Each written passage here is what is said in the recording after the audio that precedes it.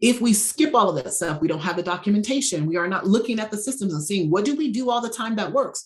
When you go to hire, you're just telling them to go work, but you don't have anything in place that says, here's how we have been effective and here's what I require of you in your job and your skill set and how you will be contributing to the company.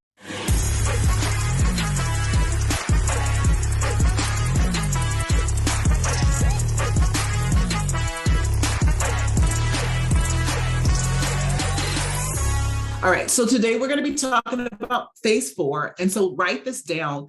The revenue indicator for phase 4 is that you are consistently doing $100,000 a month, not in sales, but in cash, right? Your business is bringing in $100,000 in revenue per month. So that's the indicator, the outside indicator that you've reached this phase.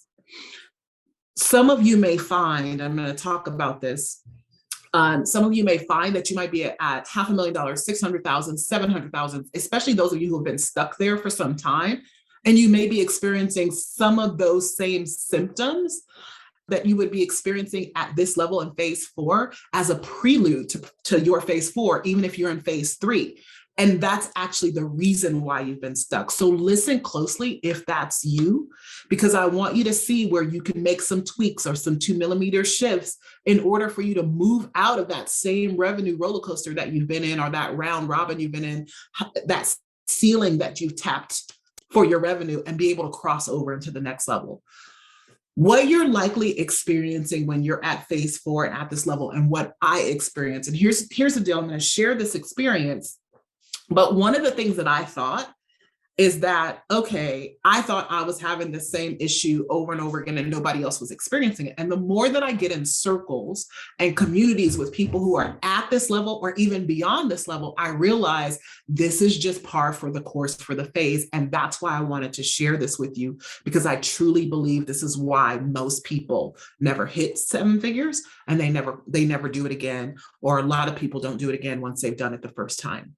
So what's crazy at this level is that money's not your problem, right? You get to the point where you're no longer in survival mode. You're no longer making money just to make money or to pay bills, and you need a deeper why, right? So money's not an option, or not an object. It's not a problem. It's not a roadblock. The money is coming in. What becomes the problem at this level is leadership and team. Leadership and team. It's your own leadership of yourself that guides you to have a high level of leadership of your team. And then team becomes like the problem and the bottleneck in the business. And so here's the deal. You may be at 600,000-700,000 and you may be bumping your head against some of these same things. What happens at this level for most people is you're likely still the main service provider of your program. You're spending way too much time in your business instead of on your business. You are the only person likely driving strategy and key decisions. And thus what happens is at this stage, you become the bottleneck, right? You become the bottleneck for the business. And for most people, this is where they get overwhelmed, overworked, and burnt out. So the burnout doesn't come from having $1 million business like a lot of people talk about. The burnout comes from not mastering how everything now depends on you, right? So there's some key decisions that need to be made at this stage in order for you to avoid the burnout, feeling overwhelmed and feeling overworked. And I will tell you that going into our $3rd $1 million year, as I started to add team, feeling overworked and overwhelmed is something that I felt. It wasn't because of the business. We have great systems set up in the business. It was because of the hiring of team and needing to manage the team. So I went from having all this space and time where I built a $1 million business with working 20 to 30 hours a week, sometimes 10 hours a week on the low beginning of the year months when we weren't going into my live event, to now having multiple 2 to 3 meetings a week, sometimes 4, multiple team members I had to manage. And that is what was sucking up all of my time, because I was still a huge part of delivery in the program. I'm still the only salesperson in my company. So there's a lot of decisions that I'm making in this moment in time. You have to show up to earn. If you don't show up to earn, then your business doesn't earn money. And so this is where a lot of that comes from. For a lot of people at this level, your payroll and operating expenses are very high. And I see this all the time, sometimes too high. And I can tell you why I believe that that is. And so I want to talk about this. One of the reasons that I found a couple of things at this level that are super important. First thing is this. Usually to get to this level, we hire contractors. If you don't realize it in the beginning, contractors save you money because you're only paying for the time that they spend in your business. As you grow, contractors actually end up costing you more money most of the time because they can't work in your business enough for you to grow. And so the expense gets higher and higher and higher. Think about it. If everybody wants $5,000 a month, but they're only giving you, 15 hours a week, 10 hours a week, 20 hours a week, when you have a machine that's growing that needs 40 hours a week or 30 hours a week in a specific position, there's shifts that need to happen and decisions that need to happen. And what you'll realize is that you no longer can hire like mom and pop contractors, and you actually need to have full-time employees in your business in order for you to leverage and be able to grow. Most people believe when you get to the $1 million mark, that's the point of arrival. And so we operate as if business will always have this upward trajectory, and that I'm going to arrive and become $1 million business owner, and it's going to be growth and smooth sailing up from there. And I want to give you those stats again. Only 2% of women business owners ever cross the $1 million mark. 6% of businesses as a whole, 0.5% of people of color, women of color, only cross the $1 million mark. And once people cross that $1 million mark, only 22% of them ever cross it again, do it again, or grow to the next level. Most people don't make it. Okay. So I want to share just really quickly what's required at this level in order for you to grow and move. And these are the things that we're focused on right now that have made a huge difference. And the first thing I want to share is new community. I spent the majority of last year trying to find a new community to plug into. And this is why it becomes very important for you to understand what kind of support you need, for you to understand how you grow and how you learn, and to make sure this is one of those instances where you don't want to be the smartest person in the room. So I have communities where I am the smartest person in the room, the highest earning person in the room. But when I look at my primary person that's supporting me and that community, I don't want to be the smartest person in the room. So I have multiple programs that I'm a part of, but I was looking for one where I was surrounded by people who were way far ahead of where I am. Once I found that space, it was game changing for my mentality. It was game changing for my strategy, because one of the things they did was they reinforced that, oh, this is par for the course. Like this, those of us who are at $20 million a year, those of us who are at $5 million a year, those of us who are at $10 million a year, we all went through this team building leadership scenario, right? We all went through that problem and had to cross over. But once you figure it out, everything's gravy from that point. So when you hear them reinforcing that where you are is exactly where you're supposed to be, and all you have to do is one foot in front of the other and wait it out, then that shifts something inside of you that, oh, shoot, I can do this. I'm doing it. I'm exactly where I'm meant to be in this moment in time. So having people around you that are light years ahead of you reinforces possibility, believability, and then anchors in that you're not broken, your business isn't broken, and that there are phases to this thing, right? There's levels to this thing. And so finding a community that supports you at your next level of growth is super important. Getting into new communities gets you a different vantage point, right? Here's the thing, running a multi-million-dollar business is not going to be the same as getting to the $1 million mark, right? What got me here isn't going to get me there. It's only going to sustain where we are. And that's what we've experienced. Again, we're in our 4th year of running a multi-million-dollar business. And every year we grow a couple of $100,000 because we're still putting in those baseline foundations and really working on the leadership and the team growth that's going to allow us to grow into the next level. Moving through this phase 4, and getting to even, $5 million or 8 figures, at this point, it literally becomes about proximity. It becomes about having as many resources as possible that will give you an idea of what's next for you, because you don't know, right? We want to move from contractors to employees for more leverage. We want more leadership of ourselves. We want to be lead in our company more so that things can run without us, right? So I'm finding myself pulling myself more and more out of things, something that I thought I would never do. But if I desire to reach the amount of people that I believe that this message and what I'm here to do on this planet is meant to serve, then what happens is I can't do that alone. There's only so many hours where I can work. There's only so much that I can do. I only have so much capacity. I only have so much energy, right? And with that in mind, the only way that I can make this thing work is by bringing more people on who can help me with leadership of team, key decision-making, strategy. Right now, a lot of that stuff is on me. And so you'll start to see my company morph. And I want you guys to watch as this is happening, and watch that as we start putting the key pieces in place and I start leading myself in a different way, how this company grows. Okay. So it's really, really important to understand that at every level and every phase, there are different decisions that have to be made. Okay.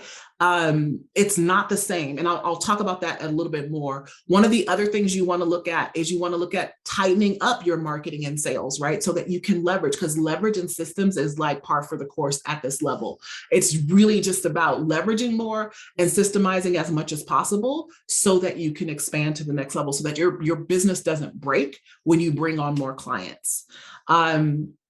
So yes, we want to prepare strategically at this level, but we also want to be ready mentally and energetically as well, or else it will take you out. And here's why it will take you out. If you believe that there's a space that you need to arrive to, so I'm $1 million business owner and now everything's just going to be a matter of growing to the next level. When you start to contract, when you hit that contraction phase, when you hit that space where it's like time to put some more pieces in place or to relook at your offers or tighten up your marketing and your systems, you'll start to self-deprecate. You'll start to think that something's wrong with you. It'll start to become a self-fulfilling prophecy. And I believe this is the reason why most people don't make it, because they're not preparing themselves for the fact that it won't always be an upward trajectory, even when you hit that revenue amount. And they go gung-ho with like spending money to solve problems because they don't have enough examples or support to show them where to focus for the growth. And so money just starts flying out the window because we're just trying to solve this problem here. Maybe I'll hire to solve this problem. Maybe I'll, invest in this software, and there's just so much money flying out the door because you have the feeling that there's enough money for you to do those things. Now, here's what's funny. I had a conversation with a guy during the Inc. 5000 conference. I didn't know this guy at all. And that very story that I just told, he was in a totally different industry. He was in HR. He told the same exact story. He had moved beyond that level and was now at 8 figures in his business. He was doing a little over 10 million. And I was like, it feels so good to talk to somebody where when they tell their story of how they got to where they are, it looks exactly like where you are right now. So proximity is super important, to be around people who get where you're going and can provide you a guiding light. Okay. So the biggest thing is you want to begin to remove yourself strategically from all of your service delivery. And I know a lot of people are like, but I don't want to do that. This is what I'm here to do. You'll find spaces where you can deliver the things that light you up from the inside out, that you know are ultimately your gift. But I want to be honest with you about something. Sales is like, it's a skill set that I have like no other. I love teaching sales. I love being part of my sales conversations, all of those things. But I realized just this year, a couple of months ago, in order for my business to grow, that I had to remove myself out of sales. So will I do some sales calls? Probably. But building a team around me, I always knew from the beginning of my business that sales would be the last thing that I let go. But in hindsight, I realized I let go too late. Right? So you really want to look at it from an operational standpoint and from a CEO point of view, not just, oh, I love doing this and it's amazing. Because what we realize is I can only do sales calls one day a week, and I can do maybe 4 sales calls in that day because I'm running an entire business. I'm running an entire company. But if I hired a full-time salesperson, which we're interviewing somebody today, if I hire a full-time salesperson or multiple full-time salespeople, and that's all they're doing throughout the day, even if they only did 2 sales calls a day, that's way more than I can get done in an entire month. What we realized is at minimum, we were leaving $1 million on the table. Where they do that at? And sometimes we make decisions from that point of view, right? We make decisions from a point of view of comfort instead of as the leader or the head of our company. All right, so I'm going to give you a couple of more things about this level, this phase, and then we're going to open up for the Ask Me Anything session. So at this level, the model is leave a legacy. We're making decisions that allow us to build a dynasty. We're making decisions that allow us to grow to the point where we have maybe some passive income coming in and that the business is making money without us, right? So it's about putting the things in place where there is a legacy, where a business can run without you. So I always tell people, I don't just work with people who want to make money in their business. My clients want to build a dynasty, right? There's more to this than just how can I get somebody to pay me money today so I can pay my bills, or so I can buy a fancy trip or a car or a purse or any of those things, live a lavish lifestyle. How can I leave something for generations to come, right? The focus at this level is you standing in the role of a leader. You're really honing your leadership skills, and it doesn't always feel good. You know, you have to hold a mirror up to yourself and go, where am I lacking, right? Where can I be stronger? How about I put it that way? Where can I be stronger? Where can I be more impactful? How can I lead with greater capacity? And that takes a lot of courage to be able to do that. And then the last thing is the skills to master at this level. So developing the leaders of your team, including yourself, creating revenue from every income stream. So we want to move from like having every income stream being at least 6 figures to now, how can we dial in every income stream so that we're getting $1 million from all the income streams that we have in the company, right? And then becoming the go-to expert, the premier expert in your industry. Sometimes that may be looking at going into PR and media, writing a book, just showing up in different ways so people know who you are so that you can expand your reach and your influence in your industry. And just like I said earlier, like the other phases at this level, there's different priorities, different levels, different leadership that's required, different decisions that are required for you to make for you to get beyond this phase, right? We're looking in the areas of those decisions, that leadership, those priorities. We're looking in personal growth. We're looking in marketing, we're looking in business and operations, and we're looking in your area of sales. There's always something that you want to be working on in each one of those areas. So I hope that like serves you and supports those of you who desire to hit the $1 million mark so that you can really, really look at, what do I need to put in place right now so that I can be aware? What kind of mindset do I need to adopt? Who do I need to become in order for this to be my reality? I've got a couple of people here. Y'all don't got questions? There we go. My question is, when do you, so as far as like, what level, so you've been going through like the different levels, what level would you say that you would hire for a full-time person? Or are you saying like every single thing that you do in your business, you will replace for that? And like, what would be the income level for that? Or is it the mindset that you said on a last, one of the live streams, I think maybe 2 weeks ago, you said, and I think it was about the salesperson, is that if you're generating, or the person that you're have to replace you isn't able you to generate so much more money, isn't it like something you would do sooner than later? Or are you waiting for a certain income level to be able to do it as far as hiring a full-time person? One of the reasons why I'm sharing these phases publicly is because sometimes you don't think about it. Like your head's down and you're doing the work and you're just going along with what you've created in your business all along. Here's a prime example. I have been so used to building a business using the revenue that I create in my business to make my investments. That has been what I've been doing all along. And I just looked up last year and was like, how come we don't have lines of credit?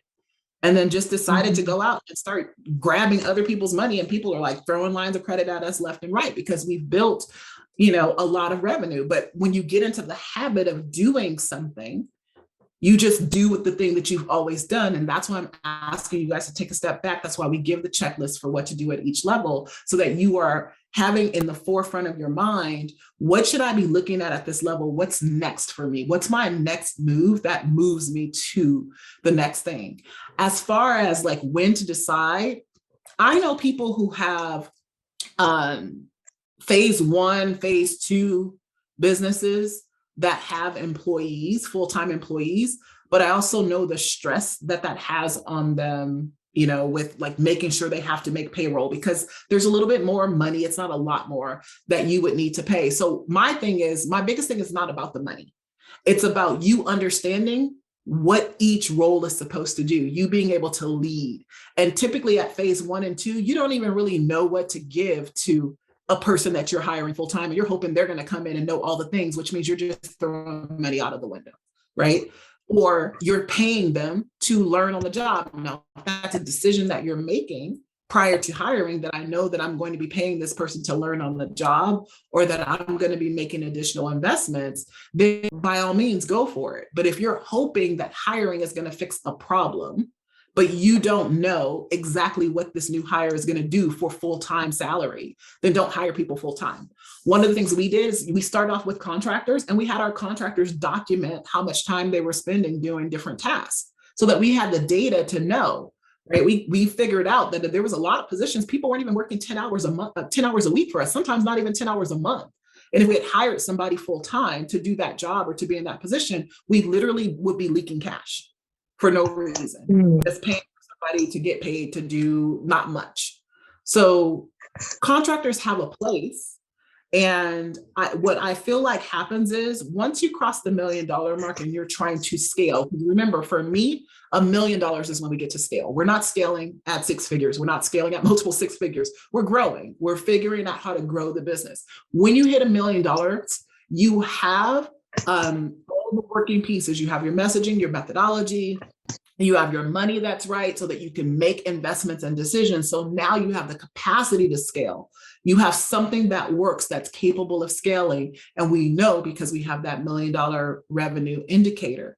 At that stage, what you will start to realize is that contractors typically cannot hold everything you need them to do to grow. They can probably hold to sustain you where you are, but not necessarily give you everything you need and all the time you need.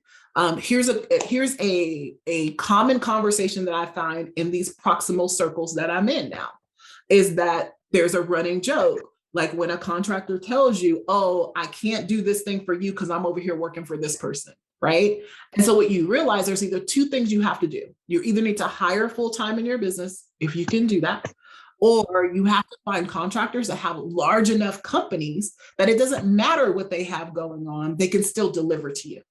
So then you start to realize you can't really, each one reach one, pull somebody up by their bootstraps, because you're trying to grow a company. You have to find a big enough company that when a holiday comes in their country or state or whatever, your business isn't shut down because they have a kid with soccer or whatever's going on.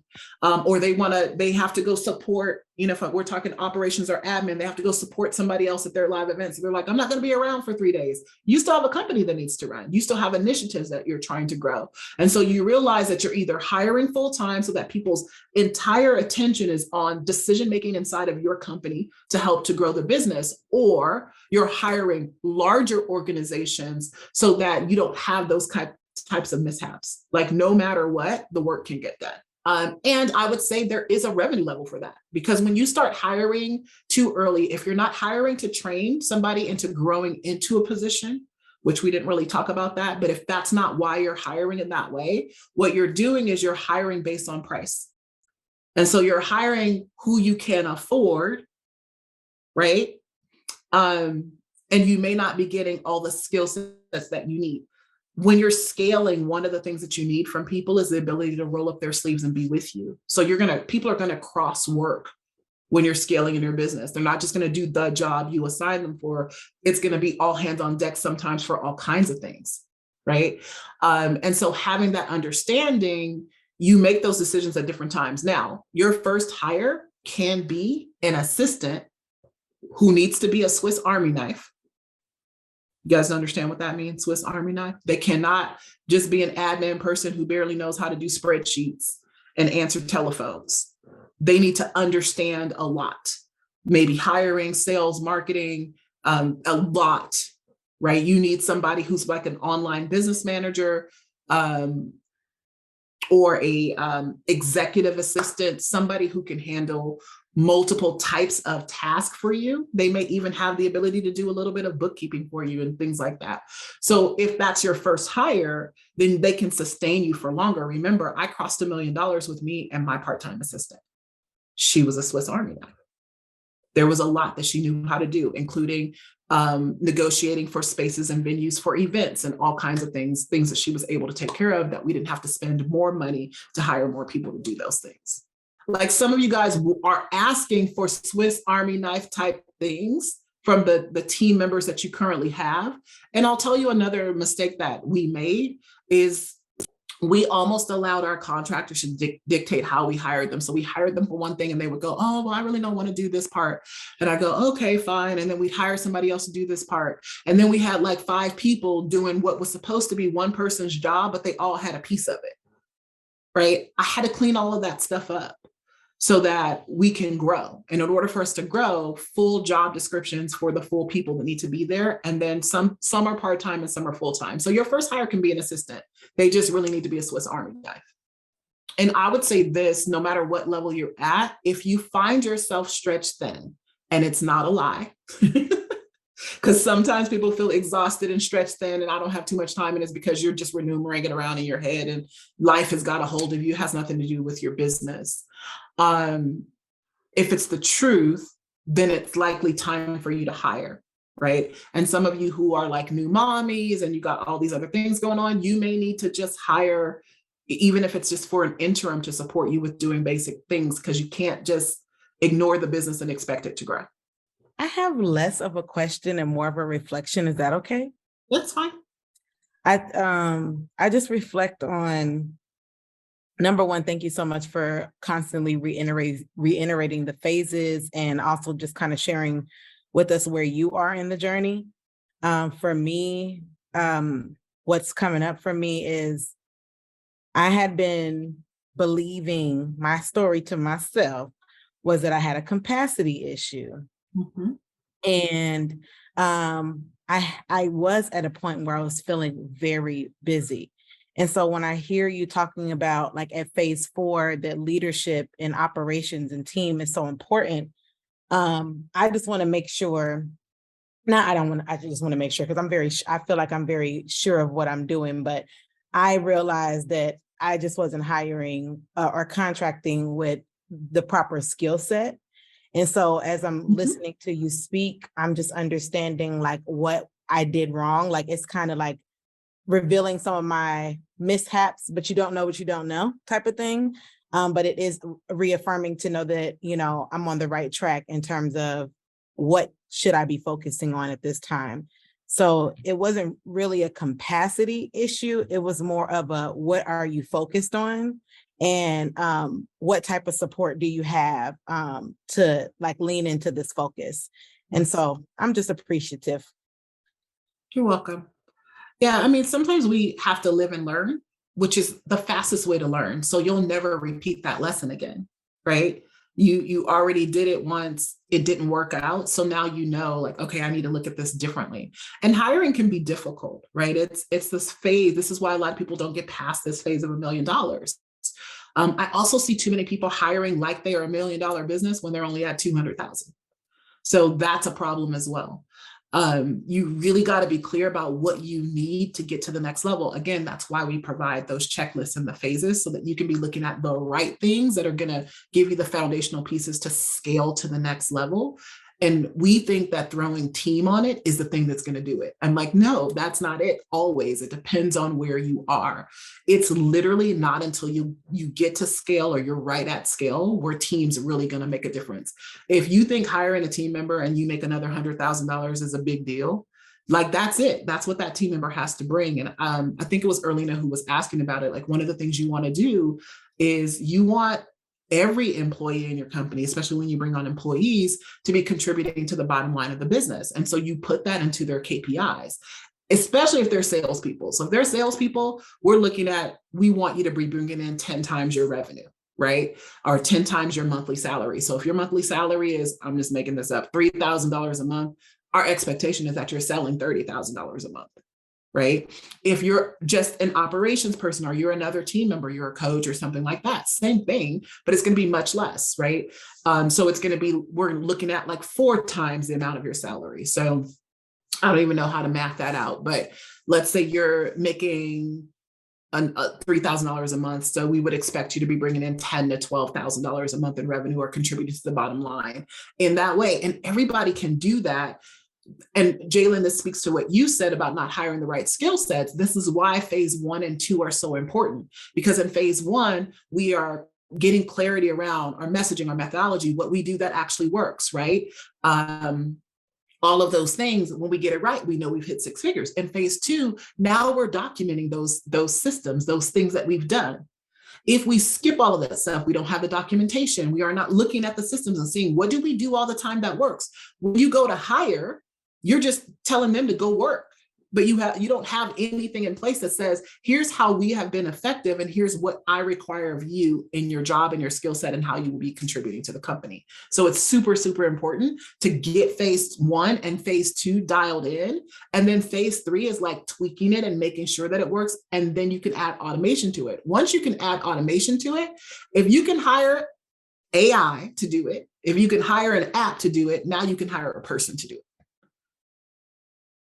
If you can't automate it, it's not time to hire a person for it because you don't have enough data. And what happens is we're expecting them to come in and create the system for us. The system needs to already be working. Kelly. And I have to jump off at 4:30. So if you answer beyond that, I'll get it back later. What KPIs, because you're like right on line with what I'm thinking, what KPIs can we use to measure the ROI for like a virtual assistant who does like your graphics, spreadsheets, some light research? Is it a monetary KPI or are we looking at other things to really justify? They do, right? So that's the thing. It's like the KPIs are based on their job description, and there's going to be different key performance indicators for every job. So if you said admin, I think there was a post you did where you said social media. I'm like, that's all different jobs. So you might have KPIs for every type of job that they're doing, right? So for like, I have an admin person who's responsible for marketing. Her job is to watch our KPIs. We're looking at group growth. We're looking at list growth. There's things that there's all kinds of things you want to be looking at. And so, yeah, if you have a Swiss Army knife person, you got to get really clear. What are the areas that I want them contributing to growth? Because they also need to understand what their bottom line contribution is. Because if they don't understand, they're not going to do it. And I've made that mistake as well. You think that people know because they're responsible for marketing that their KPIs should be marketing growth, right? It should be number of sales calls booked, all of those things. But if you don't lay it out, they will just be pushing paper. Mm-hmm. Right? Like, okay, the emails are done. Okay, but were the emails effective? Right?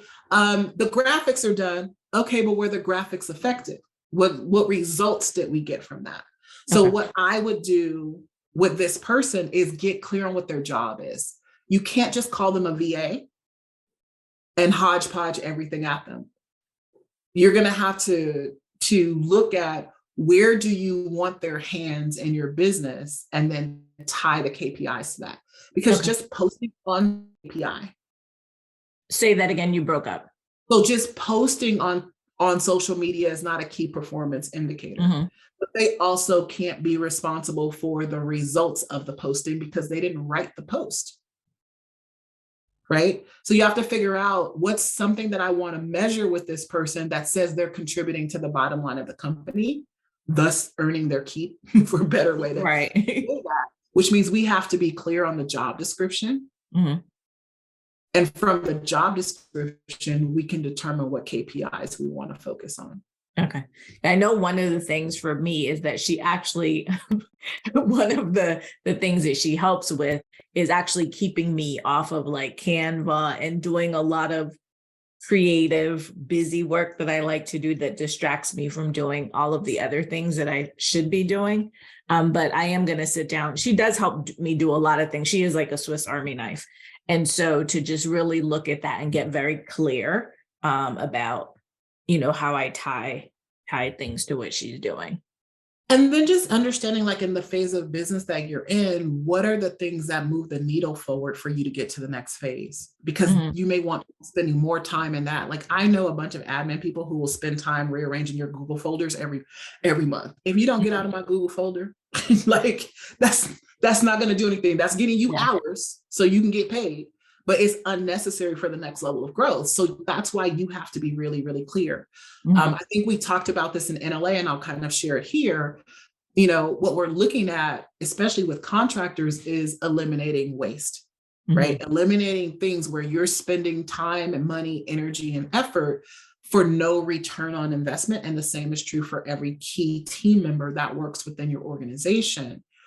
And people don't realize they're creating waste sometimes unless we point it out. That's why key performance indicators are important, right? So there's absolute waste, which means it doesn't matter to the client if that thing is done, right?